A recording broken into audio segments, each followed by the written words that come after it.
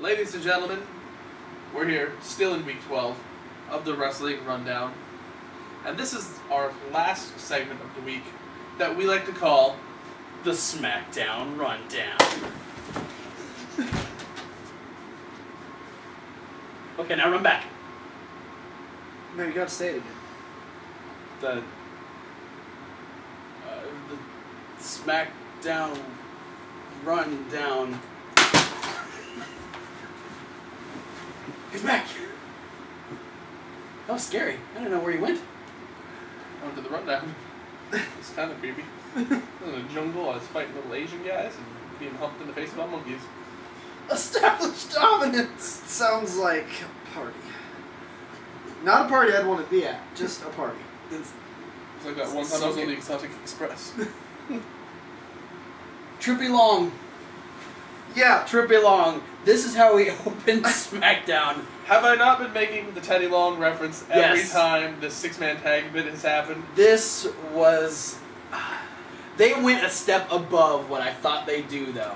So, real quick, we get Cena, comes down, starts, talking about the, everyone thinks that, Cena's done, Cena needs to be on a walker, he's going to Night of Champions, he's gonna beat Brock Lesnar, and... He's not only going to beat Brock Lesnar, but he's going to Night of Champions to beat Brock Brock Lesnar's ass. And then we get Corporate Kane, and we get Seth Rollins come out. They start talking a little bit of trash. Which then Cena rebuttals way funnier than they can because Cena's great on the mic. Yeah, you can't banter with John Cena. He's too quick-witted. Well, and that's the thing. Cena's at his best when he gets to play around a little bit. Yeah, when he's not forced to stick to talking about something specific. When he gets to do his own thing, it's always extra funny. Yeah. So then Roman Reigns joins the party.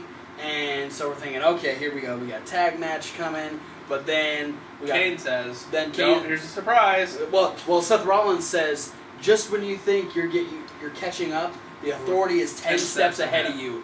Wyatt family appears right in front of Kane and Seth Rollins. Then they're thinking, "Oh crap, 5-on-2 beatdown." Then Jericho's music hits. We get Jericho coming out, trailed by White Chocolate, getting ready to fucking destroy people, and then just before we get this big brawl... Pause. Because, you don't have to pause. Okay. I just want to...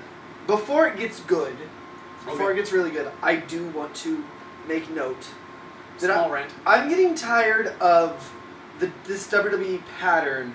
And this is the thing, when I say I don't like DQs, I don't like rematches, I don't like these formulaic patterns.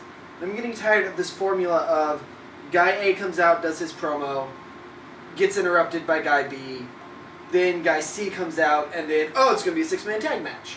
Or, I'm tired of this same thing happening where one guy's promoting, he gets interrupted, and then that leads the match. But it gets good because then, before you get the big 10-person brawl... Which I felt like the Authority / Wyatt family team was going to be screwed because they were trapped in the middle. Yeah. And they had some fucking serious opposition on either side. There's a lot of firepower between Big Show, Mark Henry, John Cena, and Roman Reigns. Yeah. And Jericho. I feel like Jericho would be like the guy who Jericho's the oddball. He's like the leader of the team. Yeah. Like he's the flag and the staff going charge. Yeah. And then just fucking his behemoth attack. Not to intentionally insult Jericho, but this will come off as insulting. He gets to be the the David Otunga of this team, where he's just sitting there pointing. While everyone else stomps. Yeah. But we get Triple H coming out, and he'd actually comment. He's like, oh, hold on a minute, players. Yeah. Oh man, that already had us rolling. Right. And then he goes, before this gets too out of hand, we got all these people out here. What are we gonna do? Oh, well, we're gonna have a team of Seth Rollins, Kane, and the Wyatt family taking on the. You know how this works. Yeah. It's a 10-man tag match, which is funny because you're like, I'm tired of this promo thing. And he's like, I know. You got all these guys out. Guess what? It's a 10-man tag. Yeah. And I love when WWE does that, when they acknowledge Triple H is so good at it. But they acknowledge, I get it. This is getting kind of old, but I mean, I kind of don't like the fact that they're like, this is getting old, but we're gonna do it anyway. But at least they're aware. I think, Yeah. and I think it's a good way of like trying to draw the heat towards the authority. Right. Yes. Like we know this is getting old, but we're gonna force you to watch it. Yeah. Yeah. Which is a great way. Yeah. And so then he finishes it off with Holla Holla, and they play Teddy Long's music. Which was, and apparently Oh they my missed God. it. But Cena does the Teddy Long dance in the ring. Well, what got me is like I noticed as soon as Teddy Long's music hits, Mark Henry gets a shit. Yes, grin on he his just face looks at and starts Jericho. laughing. He Yeah. looks at Jericho Oh. and is just laughing so hard. And then I didn't see Cena doing the Yeah. little Teddy Long thing, but great Well, job. I didn't see Great Henry job, because I was Triple too H. busy looking at Cena dancing. So go back, watch John Cena do the Teddy Long dance. Watch Mark Henry lose his shit after they play Teddy Long. Cena doing Oh, the Teddy man. Long dance is one of my top 5 moments of SmackDown. Oh man, too bad we're not doing it. John Cena would be on the top 5 this week. He would. Oh man. But up next, we had Dolph Ziggler versus Cesaro. Sheamus was out at Commentary. commentary. Sheamus did surprisingly well on commentary. Sheamus is not bad on commentary. He should stay there. We had Dolph Ziggler defeat Cesaro. Great match. Yeah, awesome match. Would you expect anything less out of Ziggler and Cesaro? Absolutely not. We get Two guys who are really good at putting the other guy over. So yeah, we get the quick win from Ziggler, the quick roll up. Cesaro's pissed. He starts talking trash to Sheamus. Sheamus gets in the ring, tosses the belt at him, and Bro kicks the belt right in his face. Bro kicks the U.S. title right into Cesaro's face. Yeah, so that should be. You think we're Good gonna lead get into there. think we're gonna get like another tag team match out of this combination of people? It could happen. Oh man, are we gonna get a rematch? Maybe. Well, Raw is going to be rematch. Yeah. Raw City. is Raw rematches. is rematch. Or as I like to call it, Raw SummerSlam Part 2. Yes. Up next the we Summer Slamming. okay. Galactic Golem. Because we had Stardust. And Space Sticks. We had Stardust arguing with himself. Which I like immediately. I was like, oh, "What is this? This is like Star Wars meets Lord of the Rings." And it's just really weird. And then he got all well. Then we had Goldust then we snuck had, up behind yeah, him. yeah, Goldust appeared behind him, and then Which they get creepily close at some points for being brothers. yes, they Yeah. do. Awkwardly close to each I other. feel like that comes from Goldust always being a really creepy character. And Yes. I feel like though Cody Rhodes and Goldust are brothers, I feel like Stardust is not Goldust's brother. Yeah. No. So Stardust is a whole different Yeah. being that Goldust is just. Stardust happens to be Dustin Rhodes' brother, though. Really? Yeah. That's interesting. Is it one of those like love children that? Well, That- it was that the one Dust- time that NWA was doing that promotion where Dusty Rhodes was defending the title against Ric Flair on the moon, and Oh, he probably did it somewhere on Space Mountain. Huh? yeah. Well, It gets weird up there. but yeah. Woo! But yeah, Stardust and Goldust aren't brothers. Why don't you go ahead and link to that Stardust interview? Yeah. They did. It was just prior to SummerSlam. Yeah. There was an interview done with Stardust. He talks about people get confused that Stardust is Cody Rhodes. Right. They're obviously different. You can find out what the update from Stardust about Cody Yeah. Rhodes. Link in the description. It's a really good interview. There's a lot about who Stardust is, his relation to Goldust, where Stardust comes from. Yes. It's very. How babies were made? No, it's not there. Kind of. Wrong YouTube video. Yeah. Very. That is kind of there, actually. Very enlightening video.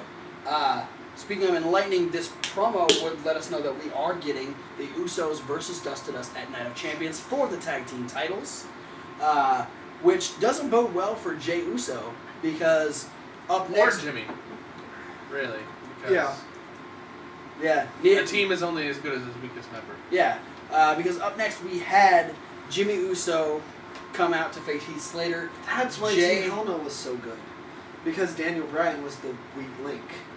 So that team was as good as Daniel Bryan. There you go. That's how that works. Yeah, we had Jey Uso still with the knee wrapped up. Yeah. After the attack on Raw. This time with a crutch. I forgot about the attack on Raw when I saw this. So when he came out on the crutches, I was like, How did he injure his knee more? Why is it worse? Why is he on a crutch? With the chair attack, which actually I don't think we mentioned. We didn't. No. We didn't mention that in the Raw review. Exclusive here on the Smackdown Rundown. We had Dust attack the Usos on Raw, further damaging Jey Uso's knee, wrapping it around the post, and Way to take notes, homie. Where are your notes? I never take notes. That's the problem. You're the note taker. I did feel that we didn't. We glossed over Raw. Yeah. But yeah, Anyway. furthering the damage done to Jay's knee, he comes out heavily wrapped up on a crutch, but still in the corner of his brother Jimmy Uso, taking on Heath Slater. Jimmy Uso would actually get the win over Heath Slater, but I believe Dust would come out afterwards because was it Heath Slater that kicked out Jimmy's knee or Jay's knee? I don't remember. I don't remember anything happening after the match. I remember. Oh no, Jay was going after Titus, and Titus kicked his knee out. That's what it was. Either way, I mean, for the small amount of time they were given, solid match. Uso Slater was great. Yeah, but both of them got. They worked really hard. Both of them got their stuff in. Jimmy Uso gets the win. So we'll see if Jay heals up enough before Night of Champions. But I definitely think the tag titles are in danger. They are in jeopardy for sure. We get the announcement after this that Stephanie has officially made a triple threat match for the Divas Championship at Night of Champions. It'll be Paige defending against AJ Lee and Nikki Bella. See, initially we thought it was just going to be Paige versus Nikki Bella, but then Stephanie puts AJ in the middle, and I'm okay with that. That is the tastiest sandwich ever. On white bread. Very pale white bread. One bread. Yeah. We have Rusev and Lana accept Mark Henry's challenge to a match at Night of Champions. Yeah, Mark Henry hates Lana. Woman, didn't I tell you run off the mouth too much? Yeah, he likes getting it. He likes yelling at her. Here's my prediction. Mark Henry is going to seduce Lana. That would be awesome.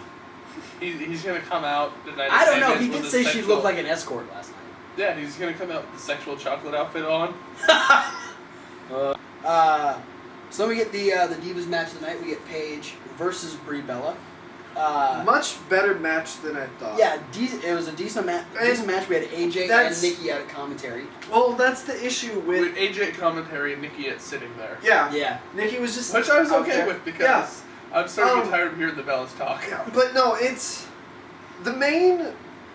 Besides how bad and annoying the promos are, the main issue with giving the Bellas these bad, annoying promos is it's easy to forget how far they've come as wrestlers. Yeah.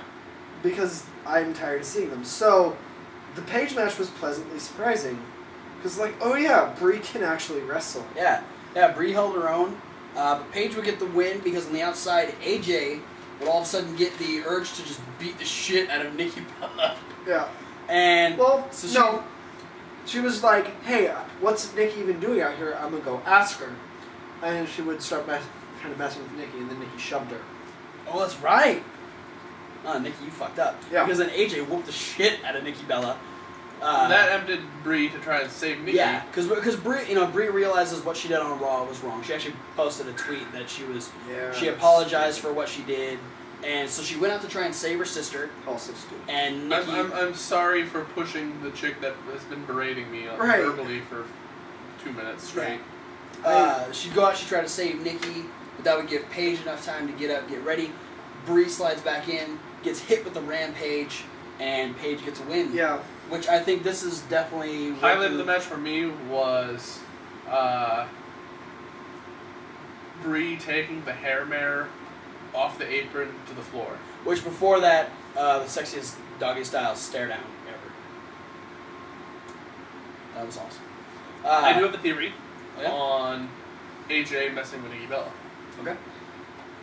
She messes with Nikki Bella, knowing that Brie is going to try and save Nikki, setting up so that her best friend Paige can actually win the match. Interesting. Yeah, she said she's going to be devoting herself to Paige until the day she dies. Yeah. On commentary, kind of creepy. Yeah. JBL was awkwardly quiet for that match. There was a moment where she's like, you seem really uncomfortable with me sitting so close to you. Yes. Well, I'm okay. He wasn't sure what to say. But yeah, I think this is definitely working towards adding Brie into the match and have a Fatal 4-Way Night of Champions, which, if anyone can make the Bellas look better, would be Paige and AJ. Yep. So it should be interesting. Or potentially they could make the Bellas look worse because Paige and AJ are so good. This is true. Do you want to talk about your favorite match on SmackDown? Okay, so they cut to commercial, and then they cut back and we see Bo Dallas in the ring. And I got excited because this is Bo Dallas, it's time to Bo leave. And then they pan to his opponent. Like my favorite wrestler, Zack fucking Ryder. And Woo. you Bo it. Oh, why? Why did you ruin that? I like them both. I like them both. But yeah, I was hyped for this match, and I was going to enjoy every second of it because it would only last for one. Yeah. Zack Ryder came out with that vicious He dropkick did, right like- off the bat. Though. Yeah, he did. That surprised me. But yeah, the fact that Ryder got the first move of the match. Yeah, I wish I could rewind my TV. I can't, but if I could, I would have. We just watched a dropkick over and over. Yeah, make again. the match last a lot longer. Drop kick. Bo Dallas wins. Yeah, Bo Dallas had hit the running Bodog. Yeah. And Almost slipped again. Yeah. He was dangerously close to slipping again. go to the double arm DDT. Yeah. Stop it. The more times you almost kill yourself, the more I'm gonna detest this move. Yeah. It's not working anymore, Bo. I'm really enjoying you as a character and your matches, but your... I don't want you to die. That's the end all be all of it. I just don't want you to keep screwing up and people going, he keeps screwing up. Yeah. Then we get Jack Swagger come out. We'd have a little brawl between the two of them. Yeah, Bo Dallas basically trying to steal the Swagger, Coulter, the people's Yeah. shit. Coulter comes out and says, hey, if you're going to say it, at least say it right. You know, I want every proud American in this building to stand up, place the right hand over the heart, and say in a loud, clear voice, We the people. I missed it that time, but that's fine. Say it. We the people? Okay. You're Bo Dallas. Okay. All you have to do is believe in the people. Yeah. But I think that's what he was going to do. He wasn't going to say we the people. He was going to say we believe. Yeah. Which I kind of hope he does get that in at least once before the match. Yeah, I feel like this feud is long from it finished. Yeah. I like the build to My it. prediction is they're going to be the Night of Champions pre-show match. Oh, probably.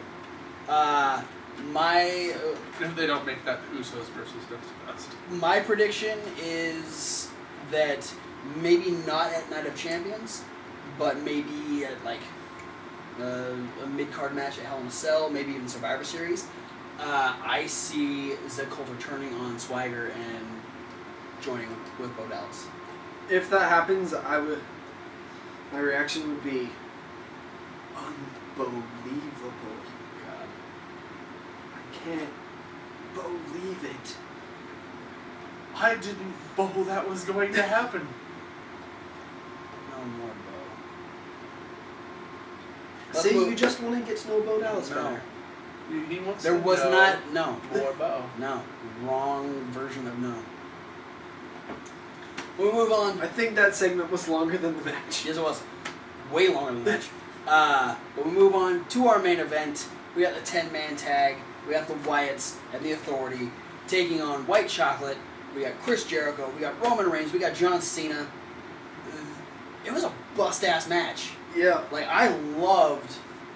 Right off the bat, the first thing I noticed is that Mark Henry and Big Show were hogging the match Yeah, they for were. their team. Like, the first half of the match was just them beating up everybody on the other team. Well, and what we were talking about on Raw, like the John Cena not getting tagged in, I almost thought that was going to happen here.